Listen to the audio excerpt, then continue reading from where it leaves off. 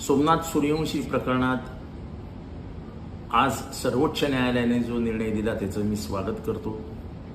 पण त्याचबरोबर महाराष्ट्र शासनाचे हे निदर्शनास आणू इच्छितो की आम्ही विधानसभेच्या पटलावरती विधानसभेमध्ये जाऊन खोटं बोलत नसतो. सोमनाथ सूर्यवंशीचं प्रकरण पहिल्या दिवसापासून म्हणजे नागपूर अधिवेशनापासून पहिल्या दिवसापासून आम्ही लावून धरलो. आम्ही सांगत होतो की सोमनाथ सूर्यवंशीची हत्याच करण्यात आली.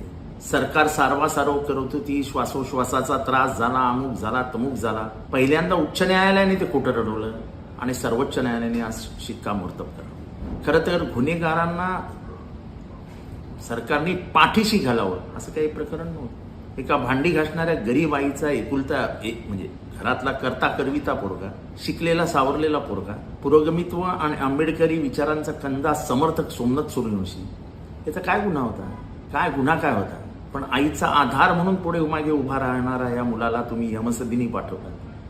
हा गुन्हा नाही. या गुन्ह्याची सजा व्हायला पाहिजे ना. जर असंच व्हायला लागलं तो पोलीस उद्या कोणालाही मारतील. ही राज्य व्यवस्था ही लोकशाही माध्यमातून संविधानाला मानून चालली पाहिजे.